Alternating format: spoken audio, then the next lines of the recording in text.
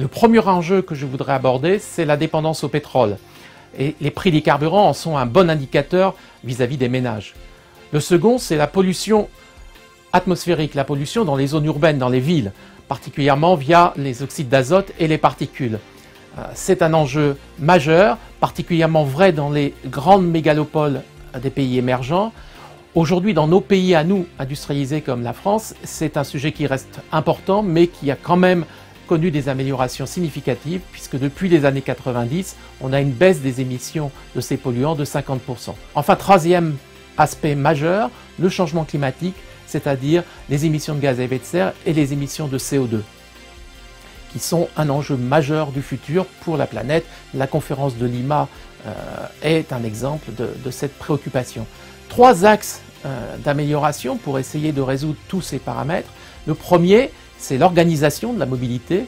Et ça s'adresse aussi bien au comportement des ménages qu'aux investissements en matière d'infrastructure.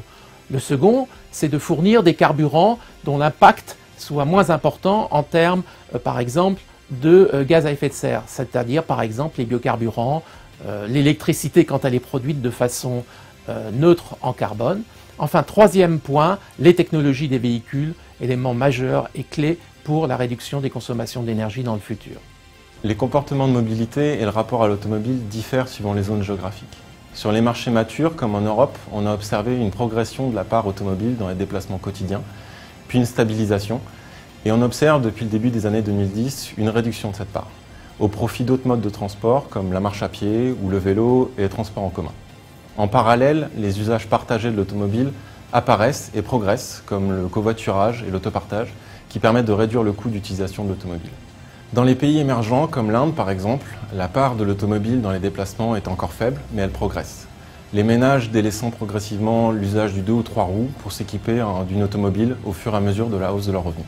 Globalement, sur ces deux marchés, la tendance est marquée par les usages urbains de l'automobile. Les aires urbaines se sont développées et continueront, amenant toujours plus de congestion et de difficultés de parking et conduisant les clients à privilégier les véhicules de petite taille.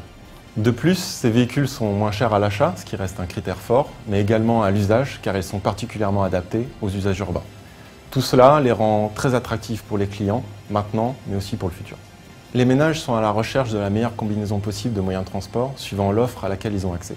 Néanmoins, l'automobile reste aujourd'hui très répandue grâce à la liberté d'utilisation qu'elle permet. Face aux attentes du marché de la mobilité, les réponses technologiques qui sont déclinées sont finalement présentes au sein du grand programme 2 litres au 100, programme à l'initiative des pouvoirs publics et porté par les industriels automobiles.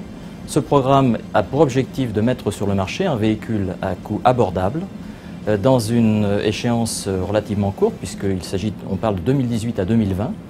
Et ce véhicule, bien entendu, en dépit de son prix abordable, devra être doté des niveaux de prestations tout à fait équivalentes à celles d'un véhicule d'aujourd'hui concernant les aspects confort, agrément, sécurité. Les principales solutions technologiques seront déclinées sur trois grands domaines. Le domaine de la motorisation, le groupe motopropulseur, le domaine véhicule, c'est-à-dire l'architecture véhicule, et le domaine de la connectivité véhicule. Dans le domaine de la motorisation, il y a deux grands axes à retenir en termes d'amélioration. Le premier concerne la motorisation thermique conventionnelle, sur laquelle de nombreux efforts ont déjà été accomplis, mais des marges de progrès conséquentes sont encore possibles. Et d'autre part, l'hybridation, qui est une démarche extrêmement intéressante sur le plan de l'efficacité énergétique du véhicule, puisqu'elle fait appel à deux vecteurs énergétiques que l'on va pouvoir combiner de façon optimale, de façon à obtenir la consommation la plus basse possible. Dans le domaine du véhicule, il y a deux grands axes sur lesquels les améliorations peuvent être apportées. La première concerne le véhicule par lui-même, c'est-à-dire son allègement, et donc l'utilisation de matériaux nouveaux qui vont permettre d'obtenir effectivement des gains substantiels en termes de masse. Il faut avoir en tête que le gain d'une centaine de kilos sur le véhicule peut engendrer un gain de l'ordre de 10 grammes d'émissions de CO2. Donc c'est un gain considérable en termes de consommation potentielle. D'autre part, le deuxième grand axe qui est à prendre en compte, c'est un axe qui porte sur la réduction des pertes liées au véhicule, donc principalement les pertes par frottement, notamment le frottement des pneumatiques, et d'autre part le frottement aérodynamique, ainsi que des frottements d'ordre mécanique. Le troisième domaine dans lequel une amélioration substantielle peut être obtenue porte sur la connectivité véhicule. L'idée première est d'utiliser l'aide à la conduite de façon à aider l'utilisateur du véhicule à améliorer son comportement et donc indirectement la consommation de son véhicule. Le deuxième axe sur lequel nous avons la possibilité d'intervenir, c'est la navigation, ce que l'on appelle la navigation temps réel, ce qui permet de prendre en compte le profil d'émission du véhicule et d'améliorer ou d'optimiser sa consommation par ce biais. Les réponses technologiques qui viennent d'être évoquées à l'instant nécessitent bien entendu des investissements extrêmement conséquents en matière d'industrialisation et en matière de R&D. C'est à ce titre que l'accompagnement des pouvoirs publics est essentiel. Il est essentiel à 3 niveaux. D'une part, sur le plan de l'accompagnement des travaux de R&D, l'industrialisation sur un plan financier. D'autre part, au niveau de l'incitation qui permettra la pénétration plus rapide des technologies en question sur le marché.